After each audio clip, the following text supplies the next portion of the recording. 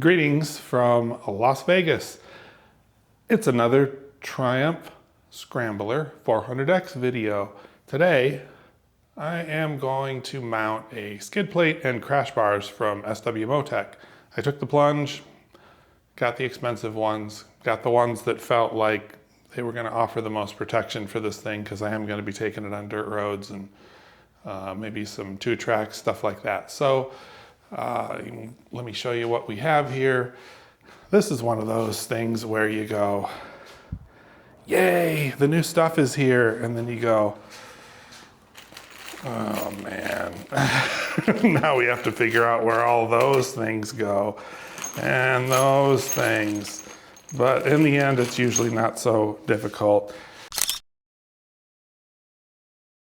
And because it's SW-Motech, you also get, they have QR codes to scan installation instructions.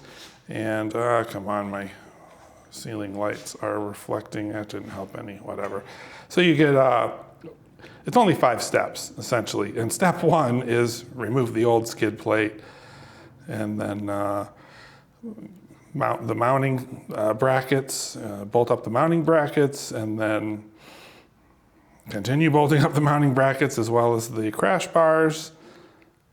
Bolt the new piece into place. I don't even know what this other one is. Mounting step. Use some grease to stick the washers to the mounting brackets. Anyway, it's really not that complicated. There's only a handful of steps here. You just need to make sure you have some Loctite and get at it. So with that, where's the button? There it is. With that, let's get at it. I will get the camera moved and start crawling around on the floor and get this thing mounted up. Welcome to the floor of my garage. Again, I seem to spend a lot of time here. Might be nice to get a bike lift one of these days, but there's just not enough room for that. And I don't expect to be spending all that much time in positions like this. So 4mm Allen key.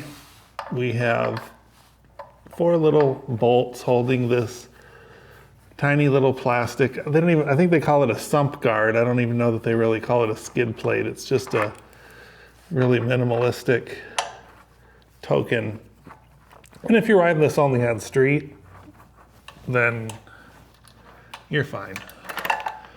But if you are gonna be hitting the trails, or at least some dirt roads that have potential for some obstacles, and I already loosened these 2 up a little bit. Apparently, I guess not enough. But if you're gonna be doing stuff where you could potentially bash this bottom of this bike or essentially ride it right up along some rock faces as you're stepping down through a really gnarly area, then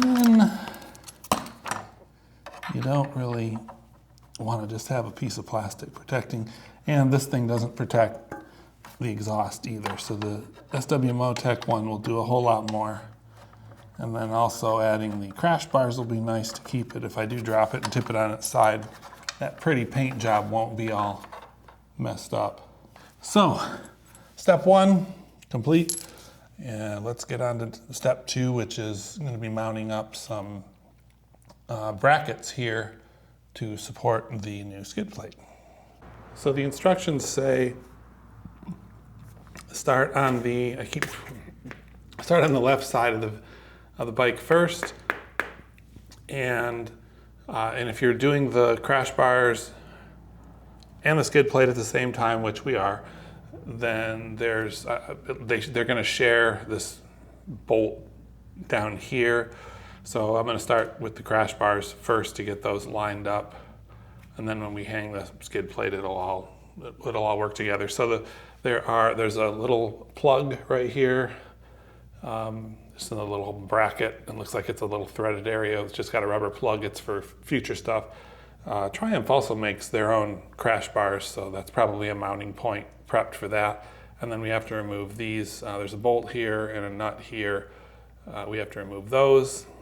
And then when the crash bar goes up on the side, there'll be a standoff there and some smaller standoffs here, and it'll end up going just like that. So first, let's get that plug popped out. And of course, it has to be a mind of its own and just go, whoop, and just go, there it is.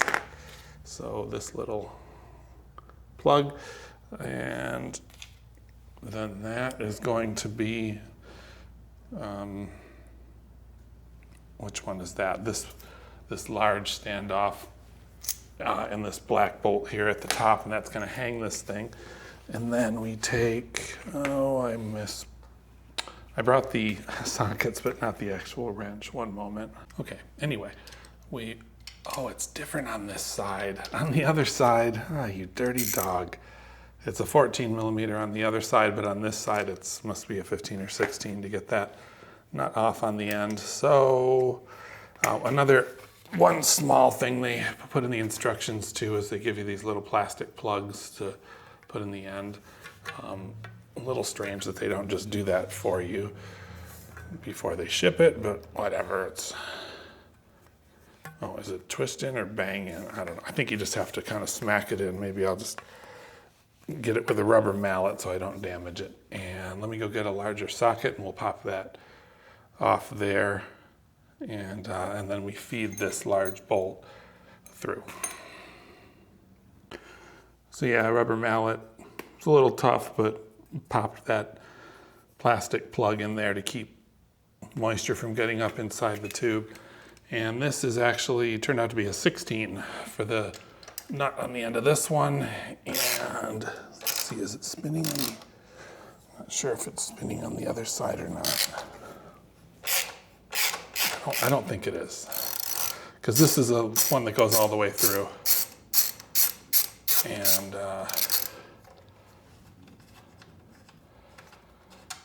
because of that, basically it's going to have to be longer. So yeah, I just went around to the other side and just twisted this bolt out, and it came right out. And then you can see the difference in length. It's essentially just a replacement for the same bolt, long bolt that is, it's an engine support bolt, but then it's also being used for mounting accessories, skid plate, crash bar, stuff like that. So next, let's do, I'm not super crazy about having only one bolt supporting this whole thing. So we need to get the top started and get that ready. All right, so we have our thread lock, our blue thread lock. Get a little bit of that on the black bolt, and that is going to go. I'm going to leave that cap off. We're going to be using this a couple of times. That's going to go through the top, and this will go into the standoff here. And this goes into this hole that had the plug in it previously. And then this, what is this? Smaller, oh, that's quite an angle on that. That might be a little bit tricky to get we'll see. I just want to get that started so it can hang there. And come on.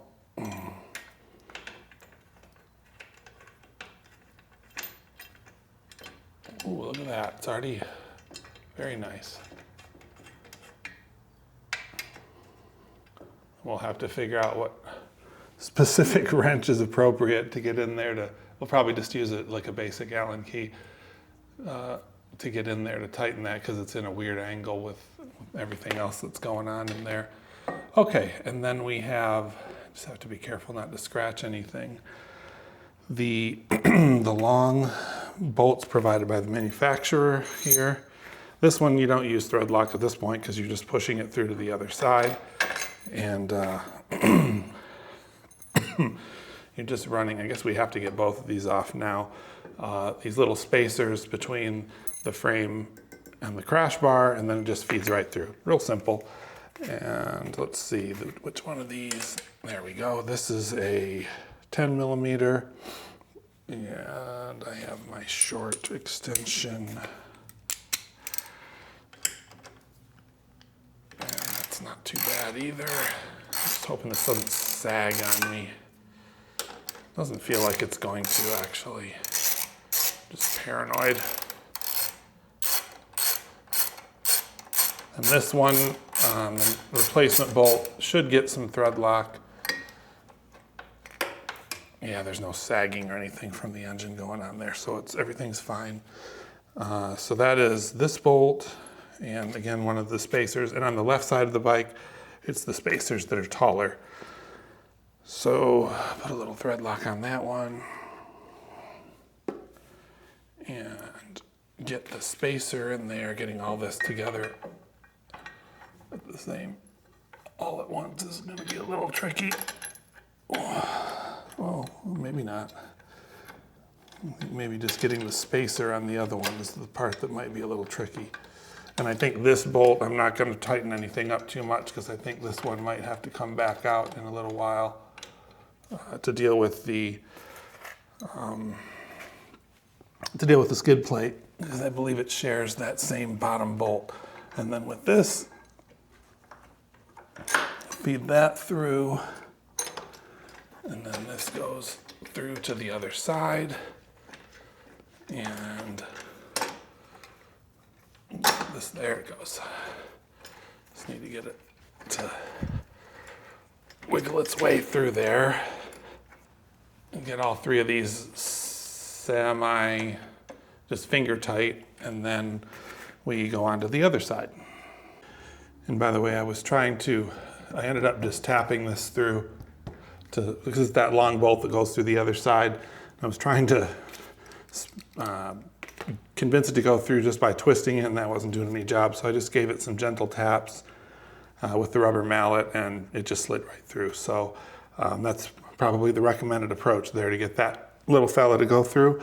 And let's go get the crash bar hung on the other side.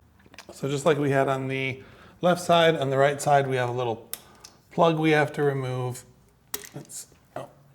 And again, I end up losing the plug somewhere. Those little plugs are fighters, so I've got them though. And we have to remove so we have that mounting point, the one from the bolt from the other side, and then we have this little guy right here, which is a little bit awkward because he's somewhat obstructed by the exhaust pipe. I'll just have to be careful about it and not scratch up the pipe when I am removing that one. So actually, let me put the camera more this angle, and we will get that out of there. Oh, actually, that's already, I already loosened that a little bit. So come on, behave. Oh, this is also probably why the standoffs on this side are a little shorter. There you go. Okay. So one more for the OEM bolt pile. And now we take this is the piece for the top, put a little thread lock, little dab, because a little dab will do you. And we get that up on top. Oops, almost dropped it. And what was this? This was the, yep, that's right. This is the one where we just have to be careful not to do anything silly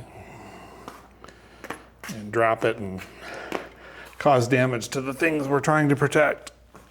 Okay. So let's see, this is probably, there we go, clank, clank, bang, bang. This would probably be wise to, oh, actually, before I do that, let me put the standoff on this because it's going to slide right onto that. Okay. We'll get the other one. There we go. That's lined up. And, oh, not bad. Okay, so that's finger tight at the top. And then this little guy will be finger tight here.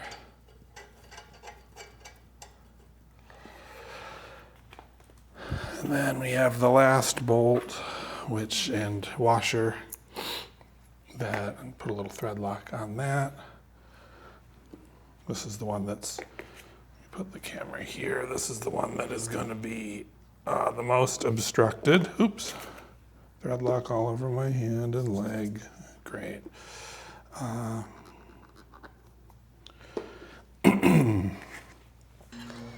on, line up. There you go.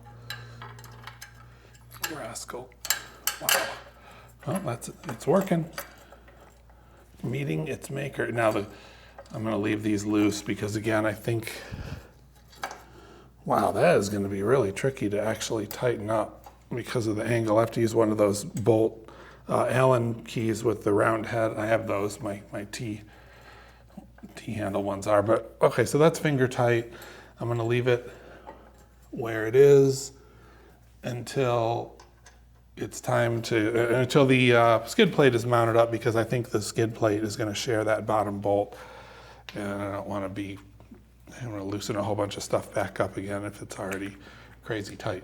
But hey, I already like the look of the crash bars.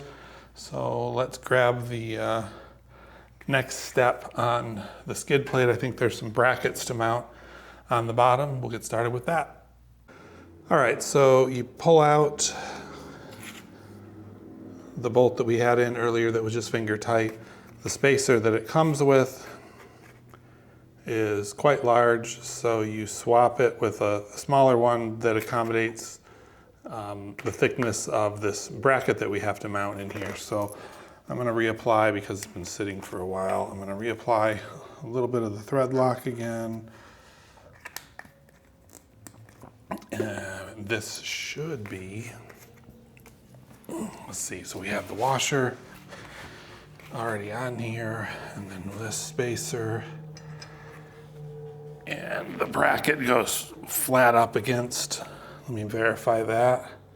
Yeah, the bracket goes flat up against this existing piece of the bike, and I guess I should get it's a little bit of a puzzle to get this all lined up. And then we get, come on. There we go. Of course, like I say, oh, come on, must be patient. And I need another flashlight in here so I have better light, because my old eyes, oh, get up there you go. The other side wasn't up far enough, are not super cooperative. Just need to bite some threads in there, and it'll hold it until we can get the other side ready. I think we're good already. Let me get in there a little bit further just to make sure it doesn't magically spin out on us. Yeah, that's good. Okay, and then we'll go on to the other side and do the same thing over there. Get back to this side, and we pull this. Ooh, that's tricky. That's right. I'm gonna have to figure out a different wrench for that. And just in general, that's not great. We had all that fun getting that spacer in there, and then realized that spacer is not the one that's going to be used. It's going to be this smaller one that came with the skid plate kit that works in concert or in conjunction, whatever, works together with this bracket we're hanging from the bottom to attach the front of the skid plate to. So I need to get this lined up. I think we need to do the same thing as before. Get the bolt in there and the spacer. There we go. And then put the bracket. And it's this cute little puzzle we're putting together. Just get clear enough to get, there we go. Oh, I think we got it. Look at that. Now the real trick is going to be actually getting this thing tightened up, but we'll work it out. Okay, so our little bracket is here. We won't tighten it until everything is lined up just right, and then we'll really crank everything down. And they have torque specs for all this stuff. And then they say, of course, refer to the OEM torque specs for all the other bolts. So let's check the next step on the instructions and do that. Back on the floor again. So we have the next step is a little, one of the brackets, one of the handful of brackets for mounting the skid plate. And this is going to go up through a couple of the existing holes.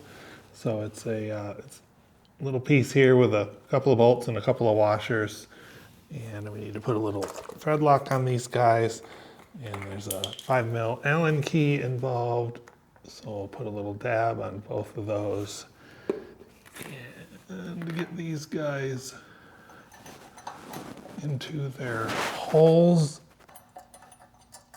There we go. They're both going in. And we'll just take the bam and get that. I'm not going to get that super tight yet. Just get it, snug it up, and I'm sure exactly what the position needs to be. And then we're going to have a couple of more angle brackets that are going to be mounted next. So let me go grab those. So I missed a step earlier when I was removing, there it is, the ratchet. The skid plate, the factory skid plate, it also mentioned there's a mounting bolt you're also supposed to remove here under the skid plate.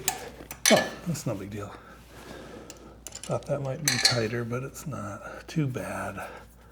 So it's a little, once again, these things are a little awkward to get at because of their location.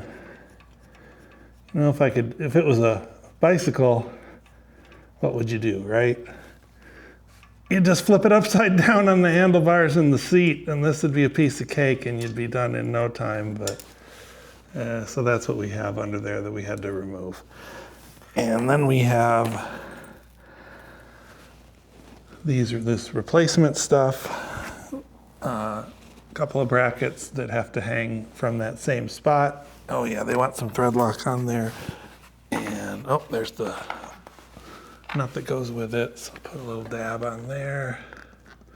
Very good. Feed it through. Hang the other side. And put the, don't need to be holding that. Okay, so the brackets are in there. They're just loose right now, which is what it says. Put them in there loosely and then hold on loosely, but don't let go, because if you cling too tightly, you may lose control, and we don't want to lose control. All right, so brackets are in. Next step, maybe actually putting some grommets in the actual skid plate itself and then starting to bolt this bad boy up. I think we're getting close. Right, so next step is, as I suspected, we have 6 of these little rubber grommets, and these will go into here, here, here, here, here, and here. We press those into place, and then we take these spacers, there's 6 of these as well, and then we'll press it through the middle of these, and then that's where the bolts will go through that actually hang the super durable SW-Motech skid plate in place. So I'm gonna bust those out real quick. I just thought one little tip I might mention here is when you're putting these through, push these grommets through the holes and then flip it over. Well, this one was just fine, but you flip it over and then kind of wiggle it around in the hole there, and that makes sure that both sides are seated evenly. On the first 2, it was getting a little bit bunched up, and of course, now that I'm actually talking about it, they are all going smoothly without any bunching up. Yeah, well, whatever. So this is super quick and simple, so that's the 6th one, and they're all in place. And then we just take these spacers and push them right into the middle, super easy. I guess this is to help keep it from vibrating as much when it's down there. And let's see. You see there's a couple of black screws with like chamfered washers. Those look like those are going to be the ones that go in the front because they're going to be visible. And then we have, oh, it's probably these guys on the bottom. Okay, I'll just read the instructions and find out. Hey, where's my last spacer? Oh, it's hiding under the camera's leg. And press that one in, and there we go. We have all 6 pressed into place. So let's see what the instructions instruct us to do next. So the last step on this, it's step 5, is just like, and go. And it's, here are 700 screws and washers and spacers, and oh my gosh. So again, having a bike lift for something like this would be great. I'm not going to look forward to any time this thing has to be removed to do any kind of maintenance or anything. But I mean, ultimately, it's really only, we're looking at 4 screws, and of course, one of them has to be slightly different lengths. So I marked that one there.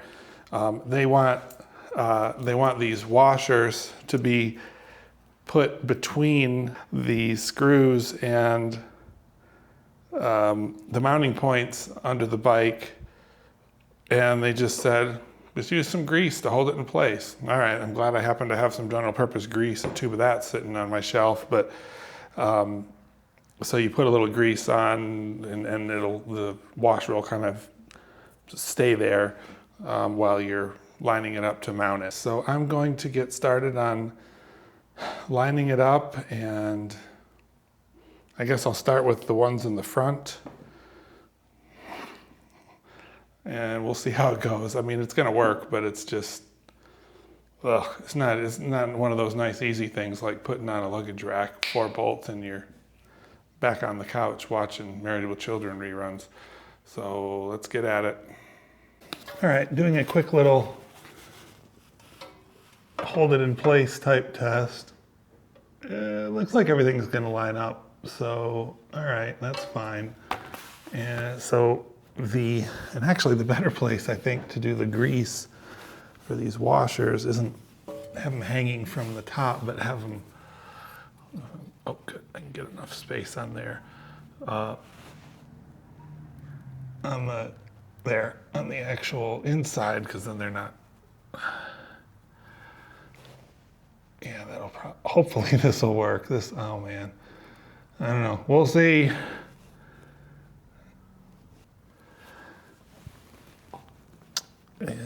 Oh, I need a little something to wipe the excess grease off. Ugh.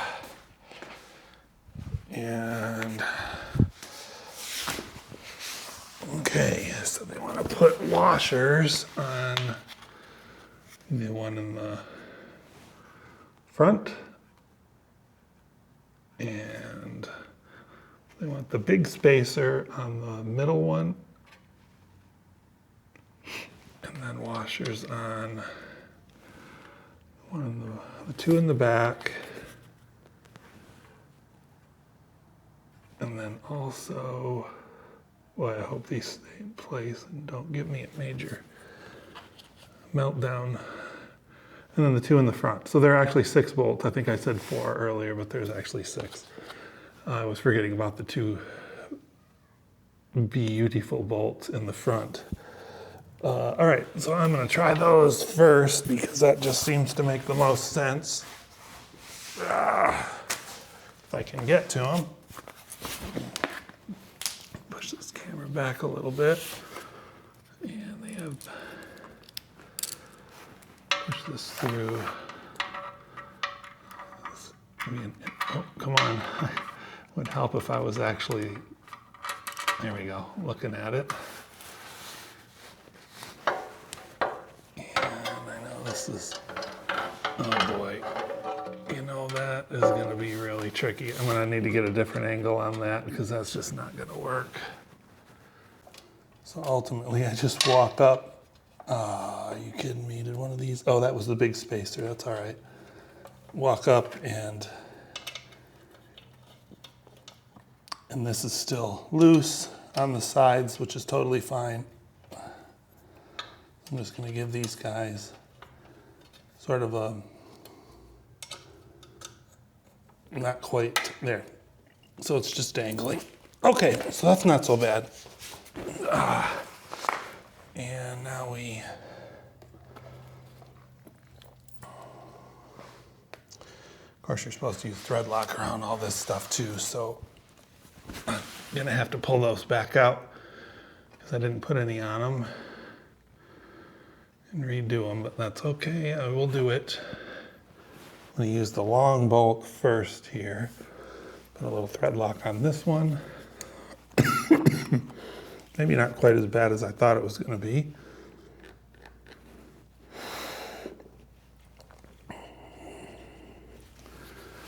And I'm gonna run the one that's a little different, run that up through its spacer, and ooh, I think I actually lined up threads on that one. Heck yeah, I did. Very nice. Okay. Then it's just 3 more. Maybe I was getting more worried than I had to be about this. I guess that's normal. Okay, and there it goes. Oh, I don't think I have a, maybe I do. I bet it's a 10. Come on, just get in there. This is where I might need to adjust the angle of that particular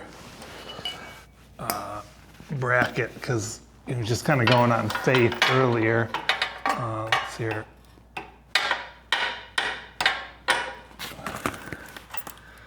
Let's see if that helps. Yep, that's all it needed, was just a little encouragement. And next, little thread lock on the next one.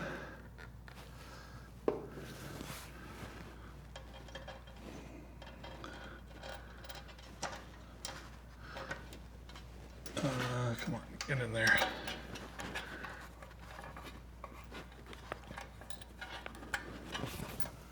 Where is my ratchet? I don't know, let me just use this one. This is my little helper. Come on, are you going up in there? I can't tell.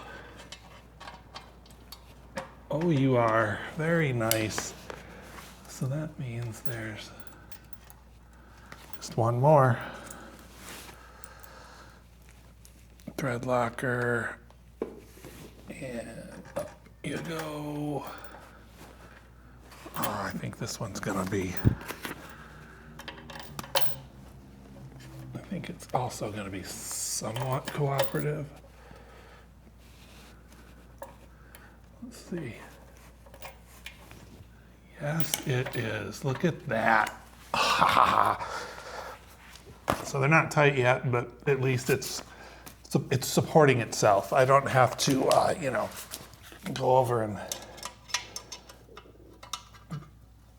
buy it groceries or anything. It's doing okay on its own. That's awesome.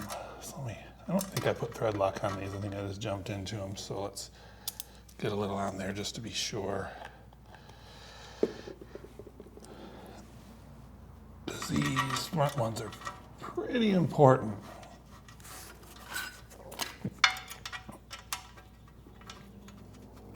And get the other one, we'll do the same thing.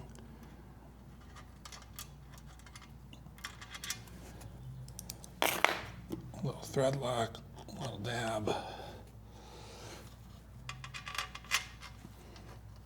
I think I could probably move that camera back a little because that's a little bit too up close and personal there. And wow, I think that's it. So I just need to go through, I need to tighten everything up, all 6 bolts, and then I need to tighten up the the one that goes all the way through, and then the two on the bottom. Oh, and the one at the top. Basically tighten everything up, all the crash bar bolts, get them good and snug, and then we can step back and take a look at the beauty that is SW-Motech protection on a Triumph Scrambler 400X. Let's wrap it up. One small tip for tightening these things up. The one that's tricky, that's essentially behind the exhaust a little bit or obstructed by it a little. There we go. I was able to use one of these Allen keys that has the rounded tip at the end, so it doesn't have to go straight in. You can actually go on an angle and still rotate it, and then use a spanner to put enough pressure on it to make it nice and tight. So just a little tip if you're struggling with how the heck are you supposed to do that. So in my dad's terms, it's Miller time. It's done. So another project completed, and another, oh, there it is. Another fun accessory add-on in our little Las Vegas garage here. So let's do the finished product look. We have the SW-Motech crash bars and accompanying skid plate. Let me get a little closer to that. And then you can see the look. It protects fully protects the bottom, and it also protects the exhaust. So if you have to do some step downs on some rocks, on some pretty gnarly trails, and then you end up tipping it over, you're going to have a lot better chance of preventing other damage with these crash bars and this skid plate. So next up is, do a sneak peek here. Oh, yep, there's some bark busters coming soon. Next up is some bark buster protection, and then we're pretty much done. So that'll do it for this one.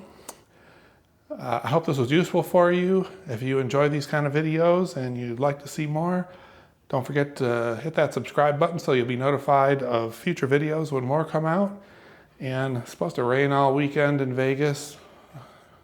It's supposed to be Vegas. Yeah, it's supposed to rain all the way through Monday, I think. So may or may not take this out on some dirt roads this weekend now that it's going to be ready for it, essentially. And I'm just going to leave these stock tires on here for now and see if they become a problem or not. So on the dirt road last weekend, it really wasn't bad. So why spend the money and replace them when they only have 150 miles on them, something like that. So that'll do it for today. Till next time, drive carefully and come back soon.